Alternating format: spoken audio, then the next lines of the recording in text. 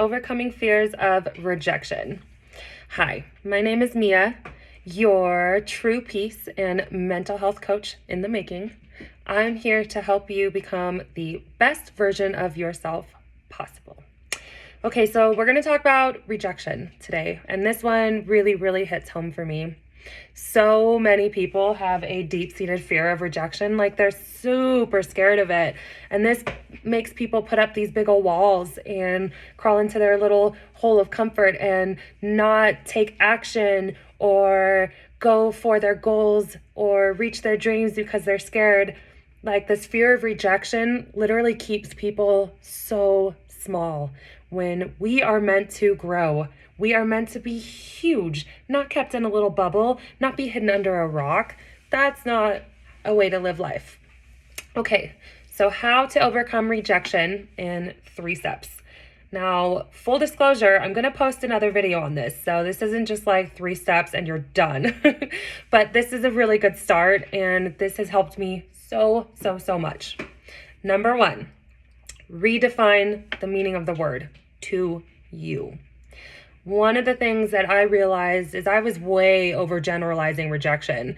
Anytime there was somebody who met me with any type of negative or a boundary or said no to me, I immediately thought or felt that it was rejection, when that's really not the case. So when I say redefine the word, I mean ask yourself, when you feel this way, is it really rejection? You know, maybe you go and you hit on a girl that you see at a bar and she's super beautiful and she's standing with a friend, and you're really insecure about putting yourself out there because what if she shuts you down? And so you get up the courage and you go offer to buy her a drink, and she immediately goes, I have a boyfriend. You kind of bow your head, you shrug your shoulders, you feel a little uncomfortable, and you're like, well, I'm never doing that again. That didn't feel good. Okay, you feel rejected. Ask yourself, though, is this really rejection, or was she just trying to respect the relationship she has with her dude? What if she thought you were like smoking hot attractive? What if she really did want a drink from you? What if there really was something there, but she doesn't want to do anything to mess up her relationship? Is that really rejecting you? No, it's not. So don't get scared. Go and find another girl, because you're going to find one who isn't going to shut you down. Maybe it's bullying, okay? You've been bullied in the past, or you were the bully and now you kind of beat yourself up over it. Regardless, it left you this fear of rejection that you just can't seem to shake. So if you were the one that was bullied, maybe look at it like this. Your bully or bullies, they saw something in you that was really threatening. You were like way smarter. You were way better at sports than they were. You had this sparkling personality that just got all the girls. There's a million reasons that somebody can look at you and want to try to bring you down. But is it really rejection? Because that's more about them than it is you. They hated themselves so much that they saw something in you to hate even more, you know? Or they weren't enough and they wanted to show it because you were enough the entire time. So that's not really rejection either. The person that left you, the boyfriend or girlfriend that walked away from the relationship, did they really reject you? Or did they maybe feel like they couldn't do what it takes to step up and make you happy? Maybe you brought out insecurities in them that they didn't realize were there, that they didn't want to work on themselves. So did they really reject you, or did they kind of do you a favor? We have to stop thinking of rejection as this big old negative that hangs over our head, and start thinking of it from a critical thinking point of view. Reasons to suggest and support that you were right, it was rejection, or reasons to support that it wasn't rejection after all, that it actually had nothing to do with you. This immediately makes that word a little bit less scary, and it'll help you cope in the future. Number 2. Let's go back to what rejection really means and where it really came from. Think of it as a survival mechanism, okay? That's what it triggers in you. When somebody rejects you, you feel really terrible because your body goes into like this stress fight or flight or freeze mode. It starts releasing chemicals like cortisol, and it doesn't make you feel very good. And you start thinking of like embarrassment and guilt and all these really, really negative things. Think of it this way. Back in the olden days, like I'm talking the way that humans are when we very, very, very first reached this planet. And we'll even bring it back closer to home. Bear with me. Back in survival days, if society rejected you, if the tribe or the village rejected you, it really, really was survival. Like it was life or death. If you did something or you said something that went against society and everybody turned their back on you, it meant you might not find another town or tribe or village for hundreds of miles. And even if you did, what if they would try to kill you? What if they would try to mug you? It would be you against nature. You leave your village, you leave your home, and it's nothing but you and nature for miles and miles and miles on end, you know? So rejection, the reason why it has such a negative effect on us is because back, in the beginning of time, it really was a reason for you to panic. So you can even think about this in the old West days, right? You're in the middle of a freaking desert. It's like 103 degrees. Water's kind of scarce and hard to come by anyways. If you were rejected, it's you and the sun. Good luck out there. I hope you survive. So you have good biological reasons to be afraid of rejection. But this is good news for you today because now it's not quite that scary. So the next time you feel rejection or you feel rejected or you don't want to hurt somebody because you feel like you're rejecting them, think of it this way. It's not going to kill you. It's not life or death anymore. It doesn't have to be so scary. This is a simple conversation and reminder that you have with yourself in the moment. I don't have to be afraid. This is not life or death. I'm going to be okay. I'm going to survive this. So that's number 2. Number 3, this one's the hardest, okay? I had to overcome rejection or fears of it by going back in time and figuring out when the first time was that I ever felt rejected. This was really scary and it was really uncomfortable.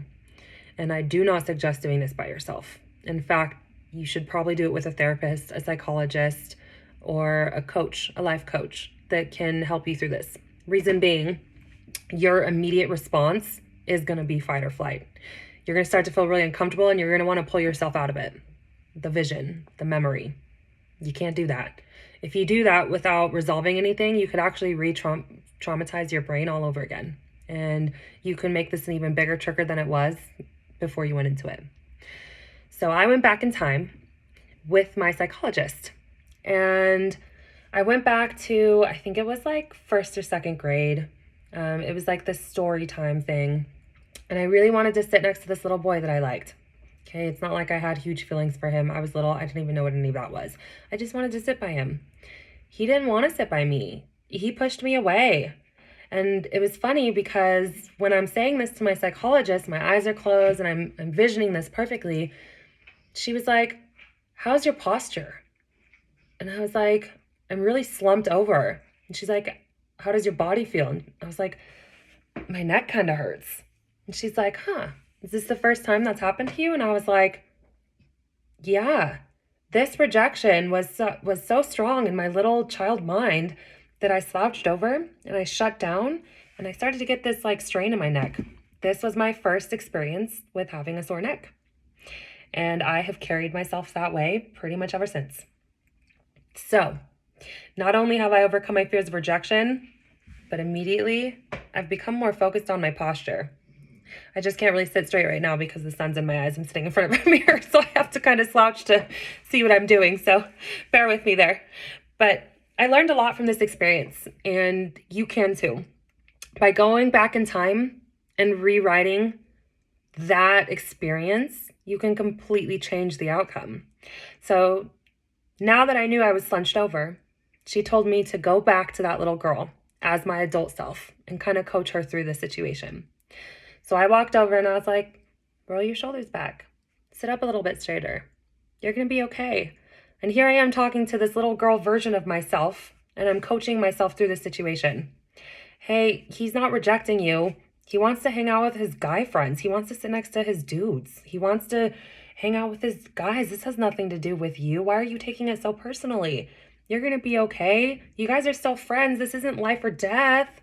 And in coaching myself through it and rewriting that experience, it took this from a level 7 rejection all the way down to like a 1 or 2, where I was able to actually smile and look at this like, this wasn't so bad after all. I got so up in my head with it that my little child brain trapped it in there and made me never want to experience this again. So ergo, I became afraid of rejection. So the biggest way that you can overcome your fears of rejection is to find a coach, go back in time, figure out when you were first rejected, why you felt that way, whether it was with a parent, somebody from the opposite sex, a teacher, the friend that you had across the street, a neighbor that you really wanted to play with that didn't want to play with you. I don't know. There's a million of these, and it might not even just be one. You might have to go back through all of these experiences and kind of coach yourself through it. And the purpose of doing this with somebody else and not doing that alone is that my psychologist was able to keep me in check in a positive way. Okay. So anytime I would start to say something negative about the experience or I would take it south, she'd be like, whoa, let's reword that. Let's review it. Let's try putting a different perspective on that. And she kind of coached me through every step of the way. And then she also eased me back out of that experience through getting back grounded into the present, whether it was the sounds, my posture, my breathing, etc., etc., etc. So rejection. Redefine its meaning to you. Don't generalize it. Just because somebody says no or puts up a boundary doesn't mean they're rejecting you. So don't be extreme. 2, understand that it really does trigger a fight or flight experience that you have to coach yourself through and say, you know what? I am not going to die. This isn't going to kill me. This rejection, as uncomfortable as it feels, it's not the end of the world. And 3, go back in time to all of the experiences and those bad, awful memories where rejection was the trigger.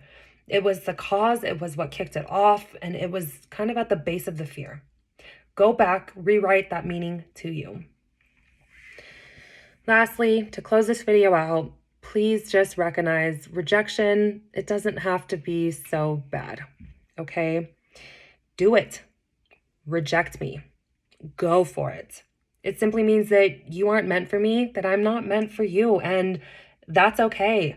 Thank you so much for removing yourself out of my life and creating space for me to find people that we're not going to reject each other because we're meant to be in each other's lives. Rejection isn't bad, you guys. Rejection can actually be a very good thing.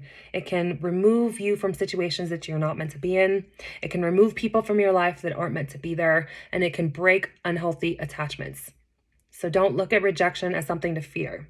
Look at it as something to sit with and embrace and think about in a positive way. You got this. Like, follow, subscribe. If I said anything that means something to you, definitely let me know. Feel free to share this video, and I will see you in the next one.